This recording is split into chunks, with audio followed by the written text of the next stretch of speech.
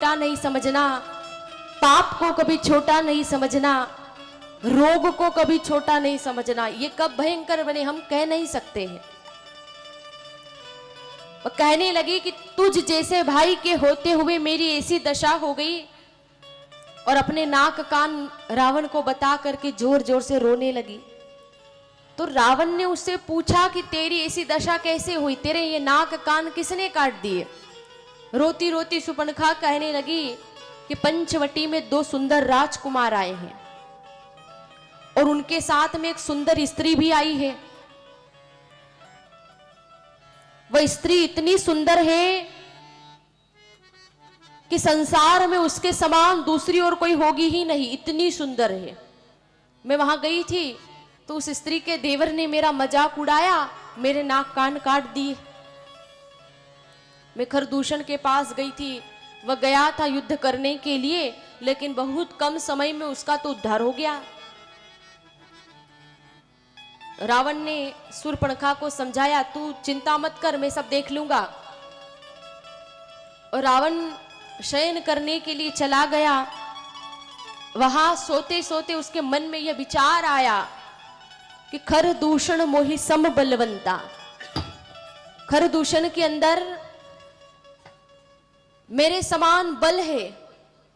वो इतना बलवान था, उसका उद्धार हो गया। भगवान के सिवाय उसे कोई मार नहीं सकता है।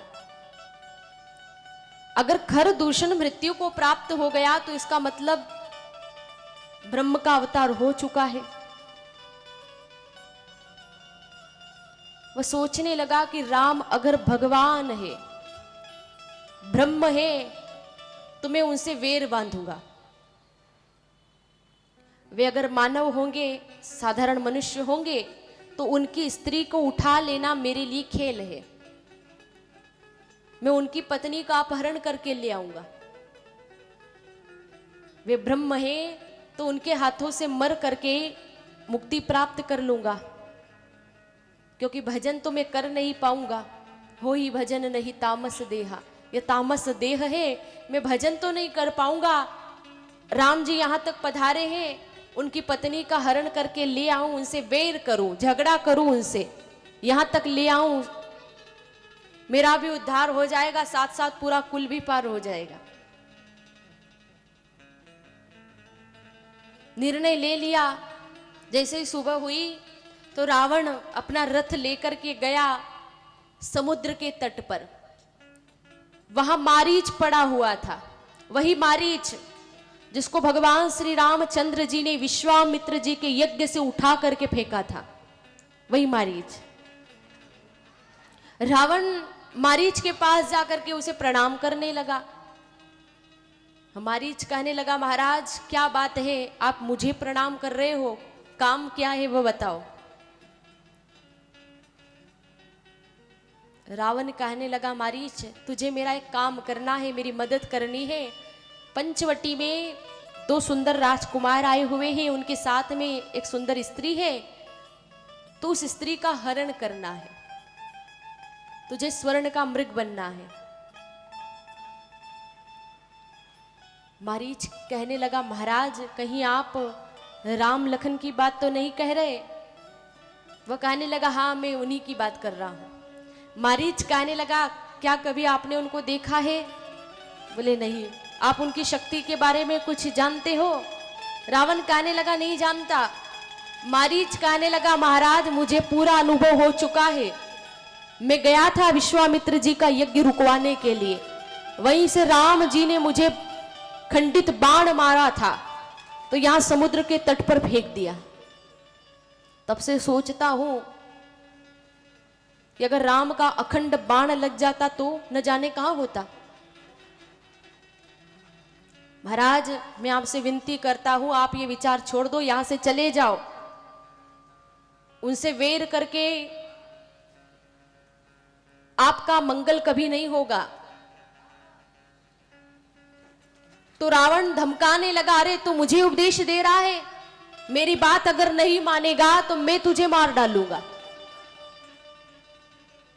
तो मारीच विचार करने लगा कि मरना तो दोनों तरफ से है, वहां जाऊंगा तो राम जी मारेंगे, नहीं जाऊंगा तो ये पापी रावण मारेगा। दोनों तरफ से मरना है। उभय भांति देखी निज मरना। दोनों तरफ से उसने मृत्यु देखी कि मरना तो दोनों ओर से है। इस पापी के हाथों मरने से अच्छा है कि भगवान के हाथों मर करके मोक्ष पालूं।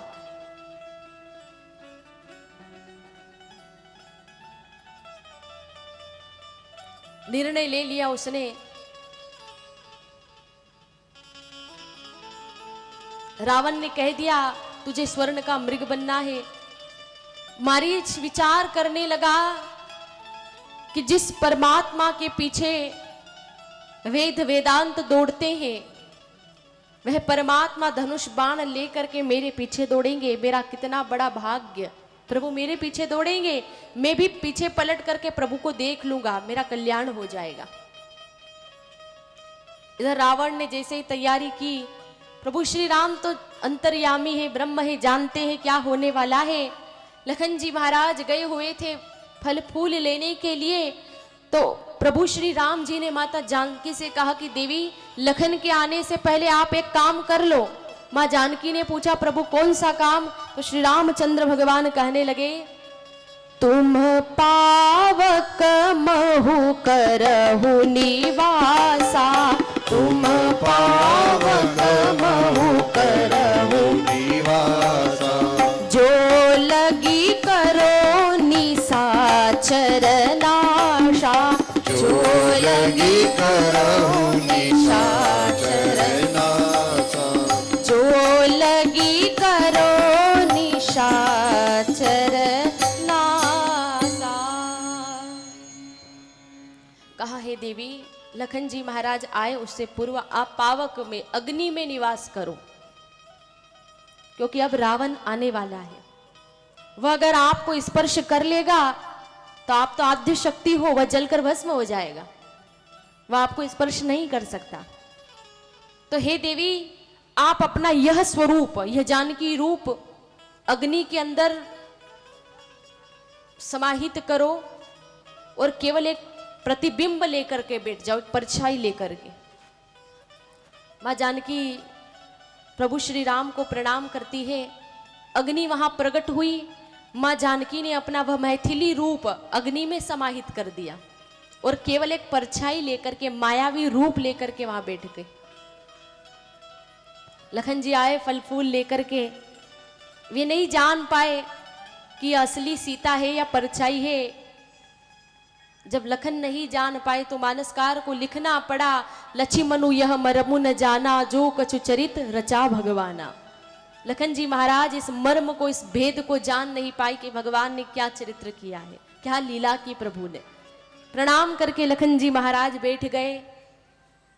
इधर रावण ने मारीच से कह दिया तू स्वर्ण मृग बन जा और कुटिया के आसपास जाकर के घूमना। तो मारीच सोने का मृग बन करके आया और प्रभु श्री राम की कुटिया के पास आकर के विचरण करने लगा। राम जी बैठे हैं, लखन जी बैठे हैं, मां जानकी बैठी है। तो माता जानकी की दृष्टि उस मायावी मृग के ऊपर गई। मायावी मृग को जब माता जानकी ने देखा तो मृग उनको बड़ा पसंद आया। मां जानकी प्रभु श्री राम से कहने लगे कि प्रभु ये मृग कितना सुंदर है, आप एक काम करो, मुझे इस मृग की चमड़ी चाहिए, उससे मैं वस्त्र बनाऊंगी। अब आप विचार कीजिए, जानकी जी क्या कोई साधारण स्त्री है जो प्रभु से ऐसा कहेगी कि आप इस मृग को मारिए? और मान लो जानकी मैया कह भी दे तो क्या प्रभु श्री राम जी कोई साधारण व्यक्ति है जो उस मारीच के पीछे पीछे दौड़ेंगे? और दौड़ने की भी क्या आवश्यकता थी? प्रभु श्री राम जी अगर चाहते तो वहां बैठे बैठे ही बाण छोड़ सकते थे। इंद्रपुत्र जयंत पर बैठे बैठे ही बाण छोड़ा था भगवान ने, तो ब्रह्मलोक तक सांस नहीं लेने दी। उस मायावी मृग को मारने में भगवान को कितनी देर लगती, और लखन जी को भी प्रभु यह काम सौंप सकते थे, लेकिन राम जी समझ गए कि जानकी ने अपनी लीला आरंभ कर दी, ये तो केवल एक लीला मात्र है। प्रभु समझ गए कि जानकी जी ने लीला प्रारंभ कर दी है, अब यहां से मुझे जाना पड़ेगा, मेरी अनुपस्थिति जरूरी है, क्योंकि अगर मैं यहां से जाऊंगा नहीं तो रावण आ नहीं पाएगा। और जो आगे लीला करनी है वह लीला कैसे होगी, राक्षसों का उद्धार कैसे होगा, धरती पर पापियों का बोझ बढ़ रहा है, तो यह केवल लीला मात्र है भगवान की। और उधर मारीच भी तो तैयारी करके आया है कि भगवान मेरे पीछे दौड़ेंगे। प्रभु ने सोचा चलो उसकी अंतिम इच्छा पूरी कर ही देता हूं। जैसे ही जानकी जी ने कहा तो प्रभु श्री राम धनुष बाण उठा करके प्रस्थान करते हैं और लखन से कहते हैं, लखन मैं अभी उस मृग को मार करके आता हूं, तुम जानकी का ध्यान रखना। और ऐसा कह करके भगवान श्री राम वहां से निकले। प्रभु श्री राम उस मायावी मृग के पीछे दौड़ते हैं। मृग भगवान को देख करके भाग गया और भगवान भी सोचते हैं थोड़ा इसे दूर ले जाकर के मारूं ताकि रावण का भी काम थोड़ा आसान हो जाए, तो भगवान दौड़ रहे हैं उसके पीछे।